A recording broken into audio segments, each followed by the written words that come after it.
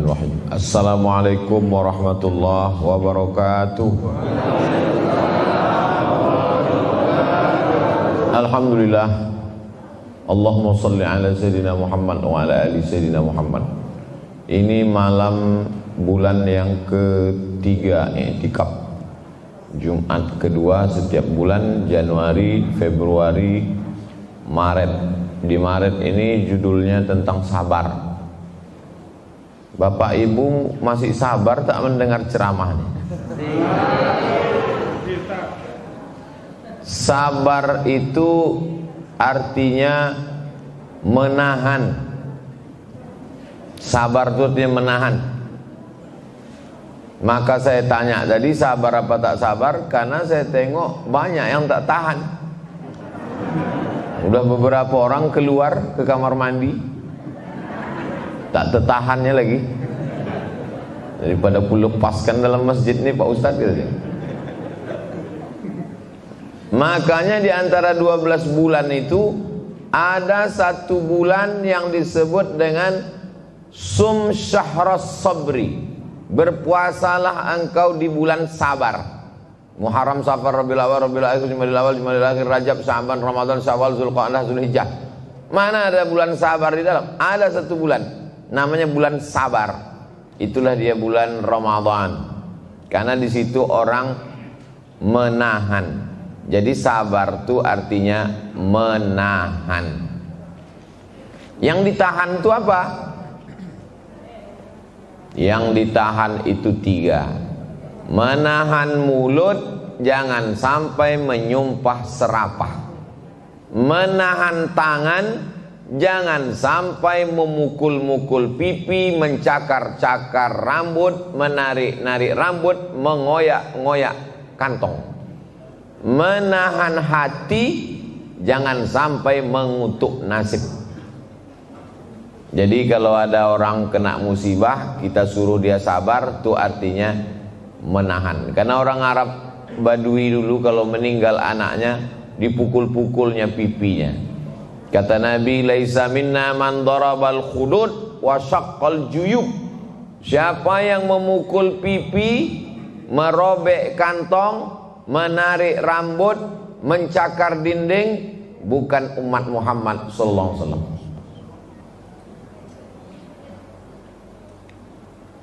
Ada ibu-ibu di Rumbai meninggal anaknya umur 3 tahun dalam keadaan terbakar, terpanggang, rumahnya hangus. Semalam baru kami lihat.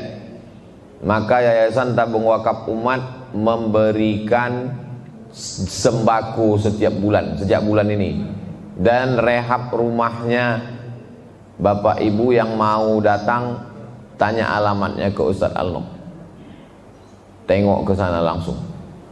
Semalam kami menjenguk, maka yang saya sampaikan, ibu sabar bu. Apalah yang berat sama ibu? Tetangga nih Pak Ustadz, rupanya yang berat itu bukan rumahnya terbakar, mulut tetangganya. Jadi saya bilang, ibu sabar. Kalau ada mereka datang kemari membawa beras, sambut. Kalau ada datang mau ngasih duit rehab rumah, sambut. Tapi kalau ada yang datang mau bercakap, menanya-nanya, siapkan sapu lidi, usir dia dari sini. Tak ada gunanya dia datang. Jadi rupanya orang yang kena musibah tuh sabar dia. Yang menonton tuh pula yang tak sabar untuk komen macam-macam. Kan begitu yang banyak di medsos itu. Tak sabar dia untuk kasih komen. Makanya ada istilah, sekejam-kejamnya ibu tiri, lebih kejam lagi netizen. Ya, orang tak sabar untuk memberikan komentar macam-macam. Jadi sabar yang level paling bawah, paling rendah adalah sabar menerima cobaan, ujian. Rumah terbakar hancur, anak meninggal terbakar, dikandung 9 bulan 10 hari, disusukan 2 tahun, sedang lucu-lucunya meninggal dia. Apa tak bergoncang dunia itu? Enak aja Ustadz bilang sabar. Ustadz kan tidak mengalami. Karena tak mengalami, itulah maka aku bisa berceramah bilang sabar. Kalau kita yang mengalami, orang lain yang mengingatkan kita. Makanya bunyi ayatnya watawasau bisobri, saling menasehati. Ketika orang lain kena, kita menasehati. Ketika kita yang kena, hilang ayat itu, terbang hadis itu, melayang ceramah itu. Jamaah itu pula lah yang mengingatkan kita. Berapa banyak ibu-ibu waktu anak tetangganya meninggal, sabar ya bu, itu titipan Allah. Begitu anak dia meninggal, lebih kuat pula lagi menangis dia. Jadi sabar yang paling bawah adalah sabar menerima takdir ketetapan Allah subhanahu wa ta'ala. Innallaha katabal maqadir, sudah ditetapkan Allah takdir itu 50 alfasanah, 50.000 tahun qabla an yakhluqas samawati wal ard, sebelum Allah menciptakan langit dan bumi. 550.000 tahun sudah ditetapkan Allah. Hadis riwayat Muslim. Jadi ketika itu terjadi, yang diinginkan Allah dari kita adalah ridha menerima takdir Allah. Nanti begitu orang masuk ke dalam surga, Allah bertanya, hai penghuni surga, madza turidun? Kalian mau apa? Surga-surga mengalir, sungai-sungai, taman-taman, buah-buah, semua sudah dapat kalian. Apa mau lagi? Apa kata penghuni surga? Ada satu yang kami belum dapat ya Allah. Apa itu? Ridhoka, ridhomu.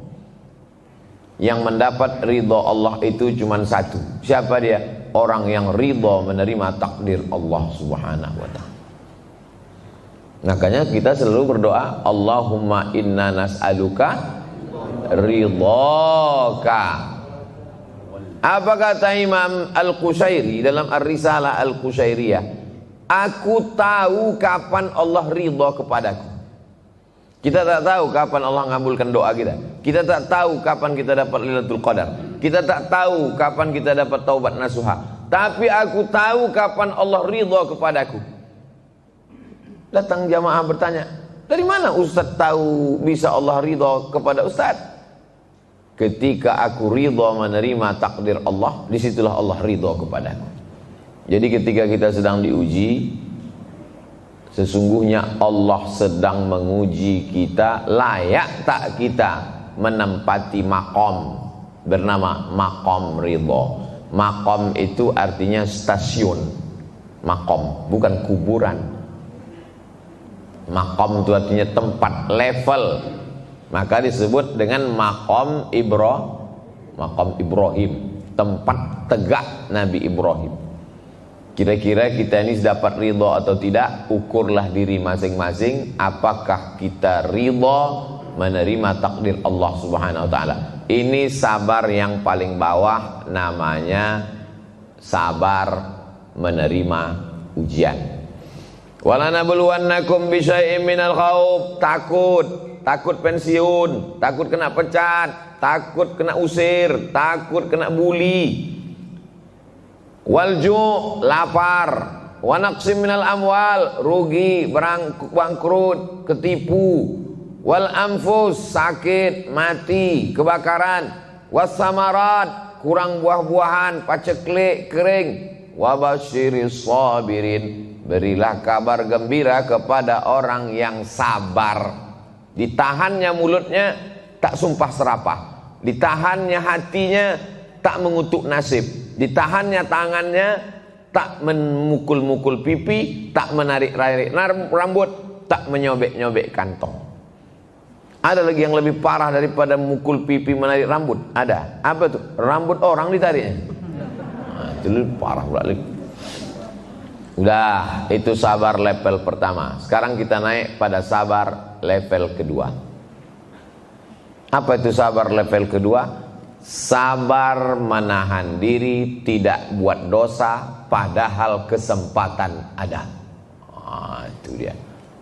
Anak muda, ganteng, mata biru, rambut ikal, putih, pergi ke mall. Sampai ke mall, datanglah tante-tante mengasih nomor handphone, dilemparkannya pakai kertas. Call me please.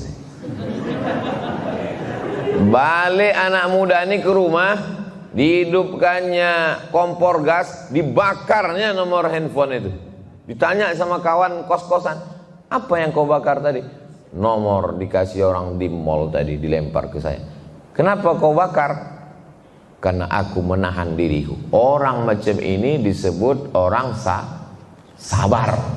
Bukan sabar menerima musibah, sabar menahan diri dari perbuatan haram padahal ada kesempatan. Orang ini disebut dengan sabar. Tapi sekarang orang yang begini disebut bodoh. Bodoh kali kau. Saya Pak Ustadz nggak pernah dapat ujian macam itu. Mana dapat? Hitam. Siapa mau? Ini banyak sekarang anak-anak muda nih, dia merasa tidak diuji Allah. Bukan tak diuji Allah, tak ada kesempatan.